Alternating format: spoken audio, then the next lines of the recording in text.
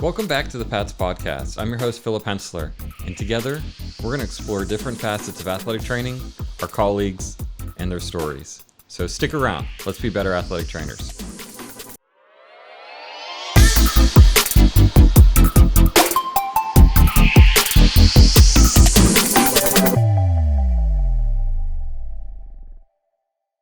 Good morning, everyone. We are doing special broadcasts this weekend at the Pats convention. Greg Janik is here with me right now, kind of stopped by to say hi and talk a little bit about his time as Pats president and what he's been doing since he's left office. Greg, thank you so much for coming by. Sure. Thanks for having me. Let's why don't you a little bit, just real fast, what you've done in the past and what you're kind of up to now. Sure. So I served as Pat's Northeast rep starting out. Was fortunate enough at that point someone had needed to leave, and I ran for District 2 secretary, lost that election to Michael Goldenberg, and Joe Izzy at the time was the District 2 director, and he said there may be a position at Pat's. He talked to A.J. Duffy, who was the current president-elect at that time, and AJ had mentioned that the Northeast rep position, there was an unfilled position. So I filled that for 1 year. Then I had to run for an election, and I won that election because no one ran against me. And then after that service, so that was 4 years, decided to put my name in the hat for Pat's president, and also won that election because no one ran against me. Okay. Yeah, so I'm pretty good when no one runs against me. I'm actually undefeated. Undefeated? Yeah. And during that time, that was right when we were really trying to make a push for licensure. So Tom West was the president right before me, Julie Emrine right before him, and then the push really came during Tom's presidency. And we saw a way to get in to try to get licensure, and that was because we had George Roberts serving on the Board of Medicine, and we had Linda Meyer serving on the Board of Osteopathic Medicine. So we knew we had some voices. Yep, some very big advocates. Exactly. So when Tom left, we actually, at that point, we kind of modified, got a new lobbyist that was a little bit bigger, which also helped our cause. They kind of got in the doors a little bit more. And then during my time, I was, again, sort of the tail end, but I was fortunate enough to be part of our licensure. Okay. So when we got licensure, I was the president at the time, got to meet so many wonderful people.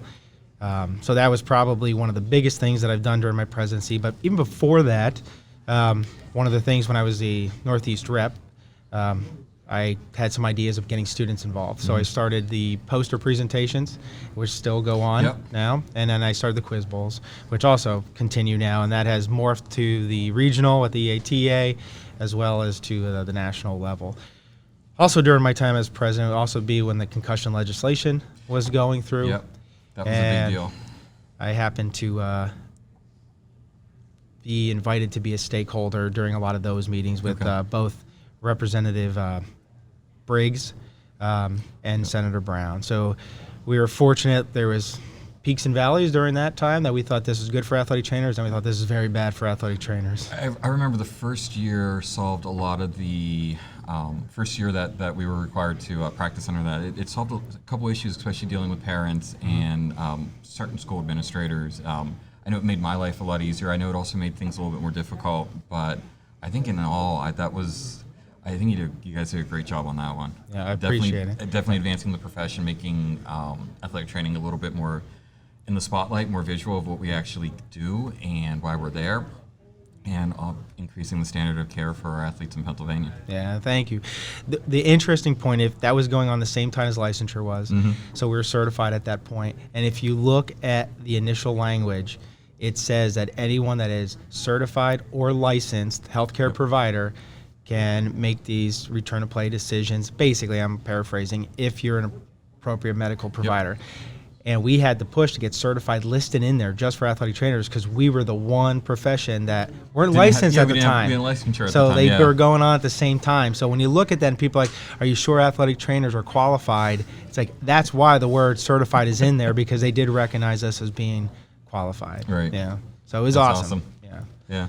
So now you did a run with with the ATA for a little bit. I know you took the Quiz Bowl there, and then NATA picked it up, which is really Correct, cool.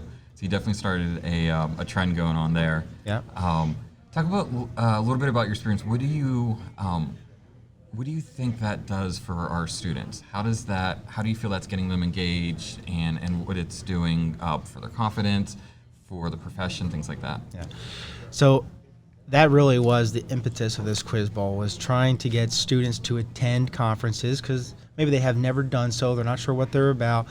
And then when they get here, they kind of learn, okay, this isn't so bad. And then you see the networking opportunities. Yep. So we usually give them a reduced rate to come here. And then they'll compete, and they see we actually made the Quiz Bowls pretty easy to the point that not the questions are easy, but that there's no deduction for negative points like you would see on Jeopardy. Gotcha. So we wanted to make it a positive experience, and the crowd at the same time is usually very excited. So, and then at that point, we're hoping that it's a return on investment where they'll come back year after year. And it did start at Pennsylvania. There was another state that was doing it, but ours was so much better that the regional saw it, then at the regional, the national saw it, and now myself and really there's a team of us that do the technology. Lindsay Keenan, she's here. She'll be doing the Quiz Bowl, and Cool. then she's with me at all the levels as well. So, and she's at Westchester, and thank goodness I have her because I used to do everything myself, and it was not a good situation. It's a lot to put on production like that. Sure. There's a lot of moving parts. Yeah. For sure. Awesome. So what are you up to now? Okay, so because of the concussion legislation in Pennsylvania, the Youth and Safety and Youth Sport Act? Yeah, Yep. correct. Yeah, that they asked me to serve on the Pennsylvania Traumatic Brain Injury Advisory Board. Okay. So I've been serving on that. Through that, we've been able to develop grants that help educate the Commonwealth in regards to concussions and mild traumatic brain injuries. Now, is that the Concussion Wise program, or is that a different program? That's correct. Yep. Okay. So in Pennsylvania, through that legislation, there's only 3 approved providers, and that's basically the CDC's program, the National Federation of High Schools, Okay. and then Concussion Wise. So we were able to build Concussion Wise in, which is labeled with PATS. And then we've received hundreds of thousands of dollars now to do this via grants through the state. And that's now we're probably going on close to 10 years that we've been able to do this in various avenues. Wow, it's been that long. Yeah, I feel old now. Yeah, it's been going on. I may be off on the years, but it's definitely more than 5 and probably less than 10. Yeah, and it's been an excellent opportunity, and the folks see athletic trainers as the experts, and that's what I think is so important. That's huge, yeah. Yeah, because we are. We're the ones that are actually practicing it. I get there's researchers that know the nuances, but our goal with this is really to let the layperson know and the parents know and the athletes know that if you get hit to the body or the head, you're not feeling right, tell someone. Yep. And that's what our Recognizing program is is. the first part. Exactly. If we can get the majority of them and at least do a course reevaluation, the removal from play, right then and there, we're already setting our athletes up to win. Exactly, yeah. And now we've had money that we developed an app. It's the PATS Concussion Toolbox. See, now I haven't heard of that one. I'm gonna going to give you the have to info. download that, yeah. I have to. What, If you look into, it's any of the app stores, but if you type in PATS Toolbox, Okay. it should you should be able to find it pretty easily. And what do we get? What does that app get us? So normally the app will offer you signs and symptoms. It'll allow you links to various organizations where you can learn more about concussions and develop education. more for our athletes and families But than there are programs. The Concussion Wise courses are also on there that Okay. you can go directly to those. So it's supposed to be a one-stop shop.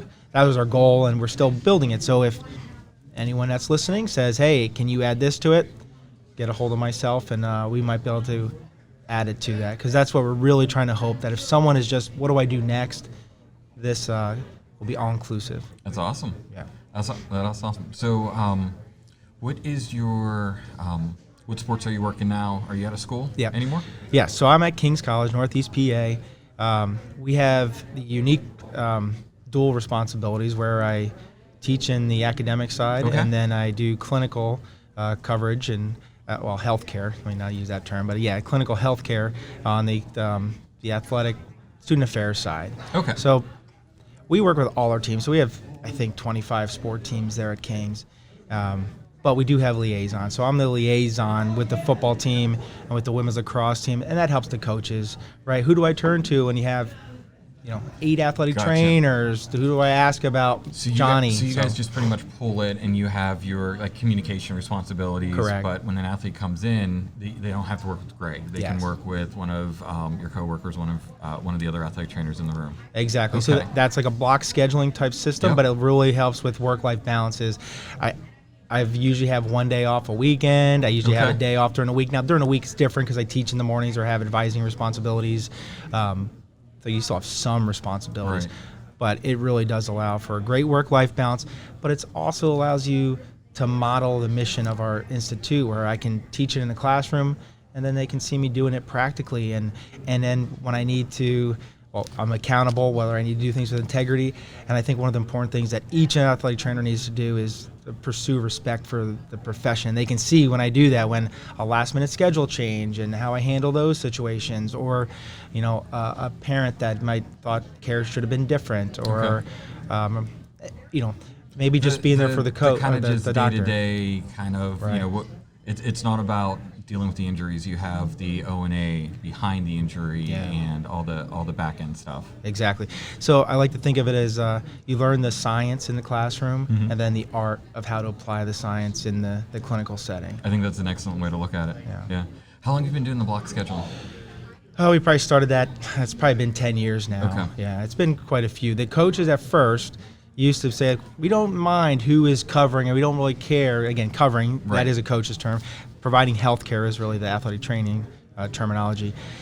And then we took that to our advantage and said, well, if they don't mind that Greg doesn't necessarily need to be there at football, they just want someone, an athletic trainer there, then let's do that, and it'll allow us to have better work-life balance. So it kind of reminds me of how we did things with USA Taekwondo. Whenever we covered an event, we were all medical. So whether you were the ortho, the ER physician, the DC, all of our tags just said medical. And you would, when you come into main medical, you would be assessed by somebody, and then from there it would be divvied out to each individual. But it was a team effort. So if I were to eval somebody and I'm seeing some postural issues or some imbalances, and oh, go see the DC, let's get you adjusted, and then we'll work you with the PT, get everything set, and then I'll get you stretched, taped up, and back on the floor. Right. And it was just this awesome team. You got to bounce ideas off everyone, and in my opinion, we had a higher standard of care than you could get anywhere else, because we did it as that medical team, which was a really cool concept back in the day when I had started with that, and it seems like a lot more institutions are picking that up, and it's really cool to see the profession change. Yeah, and you're right, exactly right. We do that, but it's also you bounce ideas, or if you're unsure of something, Exactly. you're really working as a team to say, hey, can you just take a look at this, make sure that the things that I'm finding are what you might find. be a little. Sorry, Yeah. we might be a little more tunnel vision, Right. where somebody coming in with fresh eyes would be like, "No, Greg, what about this?" And you're just like, "Oh my gosh, I can't believe I missed that." Exactly. Yeah, and our students see that, so we model it for them, and then they take it to when they get graduate and they go out to practice. Yep. So yeah, it's a great model. We think it works really well. That's awesome. It'd be cool to see more places pick it up. I know I've seen it a lot more in the last few years, so Yeah. hopefully that becomes the trend. I hope so. And we get a little bit more work-life balance. Yeah. Awesome. Well, thank you for stopping by. I really appreciate if having us, anybody yeah. needs, or if anybody wants to get a hold of you, what's a good way to get going? Probably my email's best. It's Greg Janik, so GregJanik @kings.edu. Awesome. Thank you guys for stopping by. Thank you guys for listening. If you guys have any questions, go ahead and leave them in the comments. We'll be monitoring them all weekend, and have a good one. Take care. Thank you for stopping by. Absolutely. Thank you. Well, this brings us to the end of another fantastic episode of the Pats Podcast. If you liked what we did here, please remember to like and consider subscribing to the episodes. Leave a comment if you have any questions, or you want to hear any topics, or if you want to become involved in helping with the podcast. Until next time, I'm Philip Hensler, and this was the Pats Podcast.